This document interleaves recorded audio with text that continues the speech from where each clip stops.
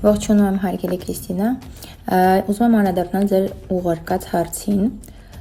բայց մինչ անդրադառնալը ես ասեմ, որ ձեր ուղարկած տվյալները ես ստուգեցի եւ հուսով եմ, որ ձեր ուղարկած տվյալները չի վերաբերվում ձեր հարցին, որովհետեւ այդտեղ լուսինը կույսում չէ, լուսինը ցուլի մեջ է եւ երևի ուրիշ քարտեզից ելնելով եք այդ հարցը տվել։ Պատասխանեմ այդ հարցին։ Լուսինը կույսում ինչպիսին է։ Լուսինը կույսում ոչ զգացմունքային է, ոչ էլ էմոցիոնալ, նա շատ պրագմատիկ է, նա շատ ուղիղ է, նա շատ հաստատուն է, նա անալիտիկ է եւ չի տրվում վարքյանական էմոցիային, այլ խորապես վերլուծում է, շատ խորը ապրում է այն ամենը, ինչ որ կատարում է իր կյանքում եւ փորձում է ամեն ինչ իր ղում դնել, կարճ ասած, այսպես կարելի է ներկայացնել։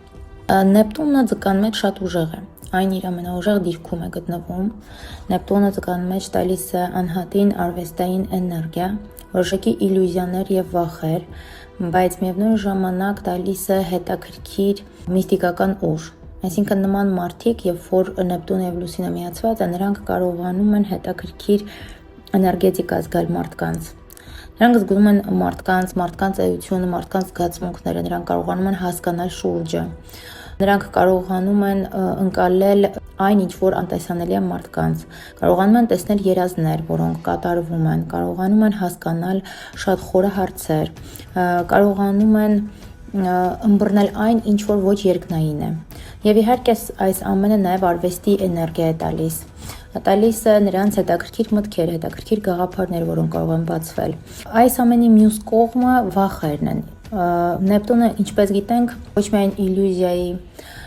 անիրականության, արվեստի էներգիա գրող մոլորակ է, այլ նաև վախեր է առաջացնում է շատ կախվածություններ եւ նման մարդիկ որոշակի քայլերից առաջ վախենում են շատ։ Օրինակ դուք կարող եք տեսնել որոշակի երազներ կամ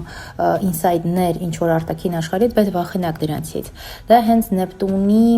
ամբողջական անհասկանալի պահվածքից է ձեր լուսնի նկատմամբ։ Իսկ լուսինը այստեղ ավելի սառն է, հասկանում եք, Նեպտունը տալիս է ավելի մեծ էմոցիաներ, իսկ լուսինը վախենում է այդ էմոցիաներից եւ այս երկու մոլորակները սկսում են իրար հետ կռիվ անել։ Հակազդեցությունը դա երկու մոլորակների կռիվն է, բայց ընդհանրապես ցանկացած երկու մոլորակի միջև երբ ասպեկտ կա, անկախ նրանից դա դրական ասպեկտ է թե բացական, ամեն դեպքում սա միշտ պետք է հիշել, որ երկկողմանի է, այսինքն մի կողմից լավ կողմ է, մյուս կողմից վատ, երկուսն էլ պետք է հաշվի առնել։ Հարգելի Կատյա, ողջունում եմ ձեզ, անդրադառնամ ձեր կողմից տրված հարցին, արևը խեցգետնի մեջ լուսինը կարիճում։ Ընդհանրապես մենք չենք դիտարկում մենակ մոլորակները իրենց նշաններում, այնտեղ պետք է դիտարկենք նաև իրենց ասպեկտները, ինչ մոլորակների հետ են միացած, որպեսզի ամբողջական պատկերը տեսնենք անհատի։ Բայց ձեր ուղղված հարցից կարող եմ հետևյալը ձեզ ներկայացնել, որ արևը երբ ընկնում է խեցգետնի մեջ, ես իհարկե շատ ռոլիկներ ունեմ Instagram-ում եւ YouTube-ում էլ իհարկե անդրադարձել եմ դրան, բայց նորից կկրկնեմ, արևը խեցգետնում ինքը շատ գեղեցիկ կնոջ կերպար է, որը էմոցիոնալ, քնքուշ ու գրավիչ էներգիա է աշխարհ տալիս։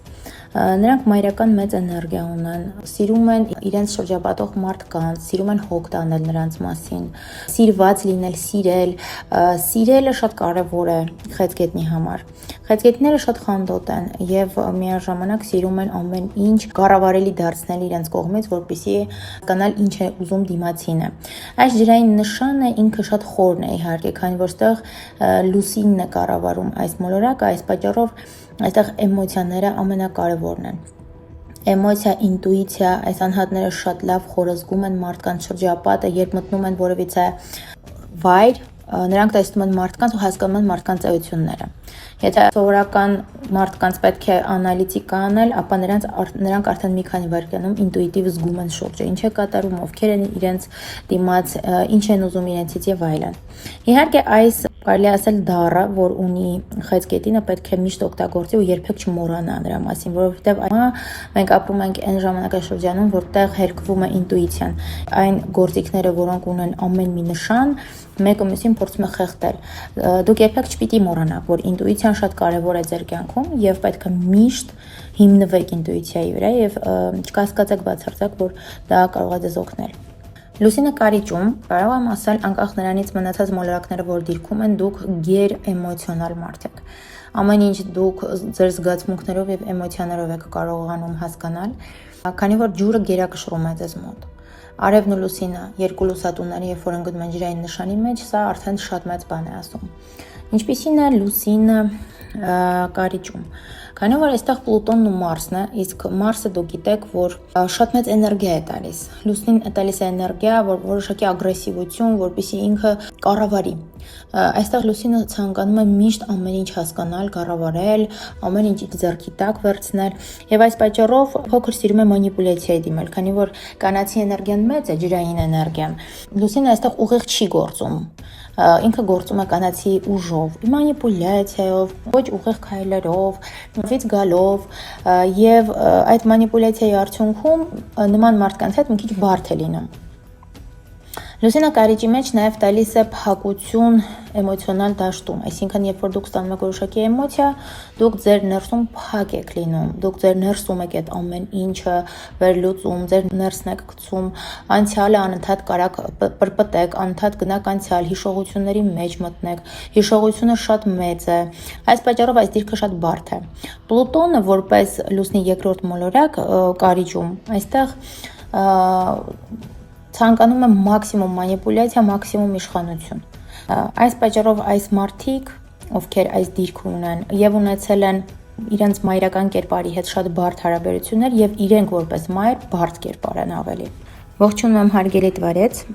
փորձեմ ձեր հարցին պատասխանեմ։ Ձեր հարցը հետեւյալն էր, որ լուսինը կարիճի մեջ է եւ եռանկյունի ունի Ուրանի եւ քառակուսի Նեպտունի հետ, ինչ է սա նշանակում եւ ընդհանրապես կասեք թե որ նշանի էներգիաներն են շատ ինձ մոտ եւ ինչ պիտի զարգացնեմ։ Հարցը բավականին մեծ է, ես ամբողջապես չեմ պատասխանի, բայց որոշակիորեն ինֆորմացիա կտամ ձեզ։ Հիմնականում ձեզ մոտ երկու նշանների մեջ եւ երկու տներում է բաշխված մոլորակները՝ շերքի եւ կարիճի։ 3 մոլորակ ունեք կշեռքի մեջ, որը գտնում է 11-րդ տանը, եւ 3 մոլորակ ունեք կարիճի մեջ, որը գտնում է 12-րդ տանը։ Ինչ վերաբերվում է քառակուսի եւ եռանկյունի, որը դուք նշեցիք,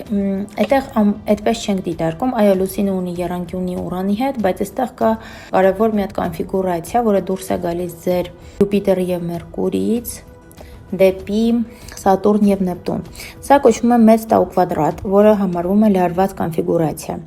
Դուրս է գալիս ձեր MC-ից, MC-ի մոլորակից Մերկուրիից եւ ասցենդենտի մոլորակից Յուպիտերից, այսինքն անձնապես ձեզ ինչ վերաբերվում է, ձեր ընտանեկան եւ բարեկամական կապերի հետ կապված մարդիկ հակազդում են ձեզ։ Այսինքն ինչ որ դուք սկսեք անել կամ ինչ փորձեք սկսել կամ ինչ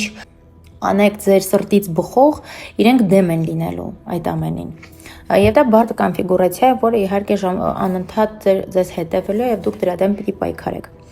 Ընդհանրապես ես ձեզ խորհուրդ կտայի, որ դուք զբաղվեք էզոտերիկայով եւ միստիկայով, որովհետեւ դուք ունեք այդ դառը։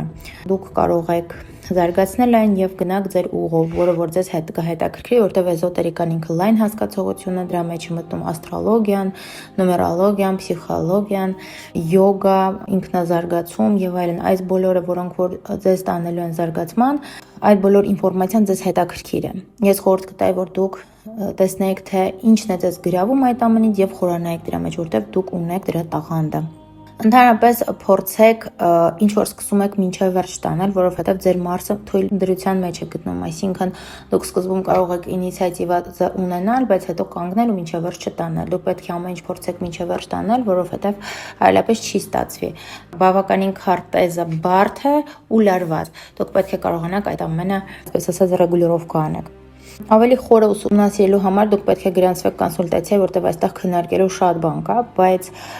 առաջնային խորհուրդը իմ, որ դուք պարտադիր այն ամենը, ինչ որ դուք սիրում եք, պարտադիր ռեալիզացնեք եւ անկախ նրանից ով է ձեզ դեմ, ով դեմ չի, իսկ ձեզ դեմ է լինելու ձեր ընտանիքը եւ ձեր բարեկամները, դուք կարողանաք դա տանել առաջ եւ ռեալիզացնել։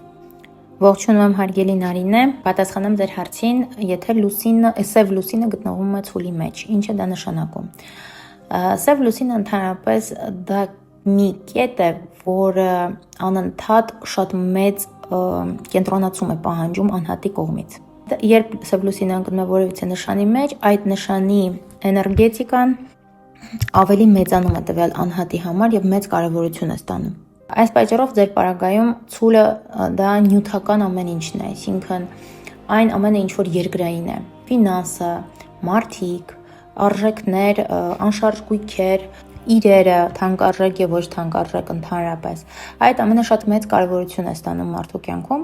եւ նա ավելի մեծ արժեք է տալիս նրան։ Այսինքն նյութական ամեն ինչ ավելի շատ է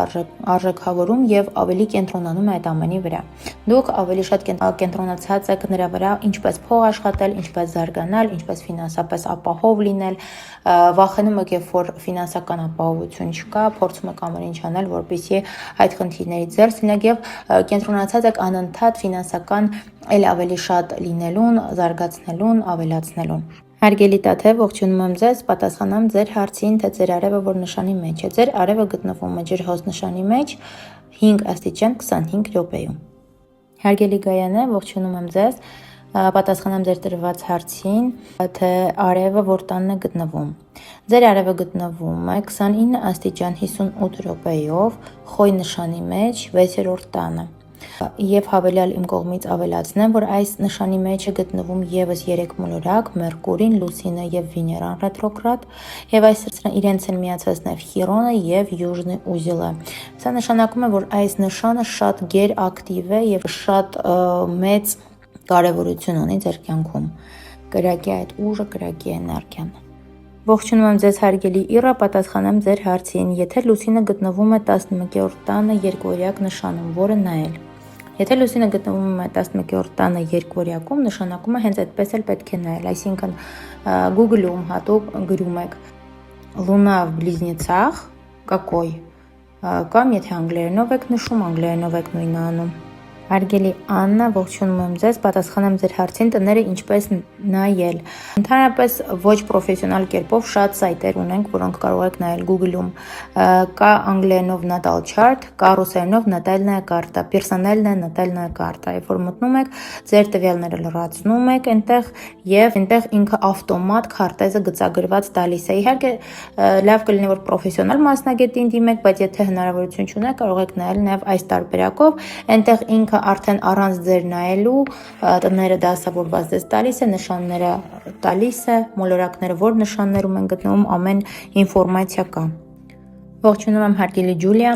անդրադառնամ ձեր հարցին, ծառերի հետ կապված 4 եւ 10-րդ տներում մայրականն է 4-ը թե հայրականն է, թե մայրականն է 10-րդը թե հայրականն է։ Ասեմ, որ իհարկե դասական աստղաբանության մեջ մենք անցնում ենք 4 եւ 10-րդ տներ, այսինքն 4-ը մայրական 10-րդ, բայց դա փոփոխական է լինում ելնելով քարտեզից։ Քարտեզն է կարճ թելադրում հայրական եւ մայրական լինելու տների այդ բաշխումը։ Մենք հենց սկզբից չենք կարող ասել։ Ուղղակի, երբ որ վերլուծում ես կամ երբ որ ներկայացնում ես այդ ընդհանրապես աստղաբանական դասական համակարգն, այդպես ենք մենք ներկայացնում 4 եւ 10-րդ տներ, բայց դա կարող փոփոխական լինի կախված քարտեզից։ Հարգելի Ջոն, ողջունում եմ ձեզ, պատասխանեմ ձեր տրված հարցին։ Եթե ասվում է 4 տունը ու նկարագրվում է պատկերը, ոնց հասկանանք, ես կշեռքեմ իմ 4 տունը նույնպես խեցգետինը, թե աղեղնավորը։ Տեսեք, մենք արևային նշանով չենք կարող հասկանալ տները։ Որպեսզի հասկանանք տների նկարագրությունը, մենք պետք է հատուկ ծրագրով անցկացնենք մեր տվյալները, օր, ամիս, թիվ, ժամը եւ տեղանքը։ Google-ում գոյություն ունի անգլերեն եւ ռուսերեն տարբերակներ՝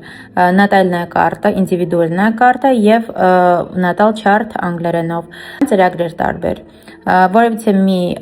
ինդիվիդուալնի նատալնի կարտա պետք է մտնեք ու այնտեղ տվյալները ձեր լրացնեք։ Տեղանքի ժամը շատ կարևոր է, որպեսզի լրացնեք, ու արդեն ծրագիրը դասավորելու է, արդեն ըստ ձեր ծնված ժամի ու տեղանքի դասավորվում է ձեր քարտեզը։ Կամ դիմում եք պրոֆեսիոնալ մասնագետի եւ նա իր անձնական արդեն ծրագրով դասավորում է, ստեղծում է ձեր պատկերը։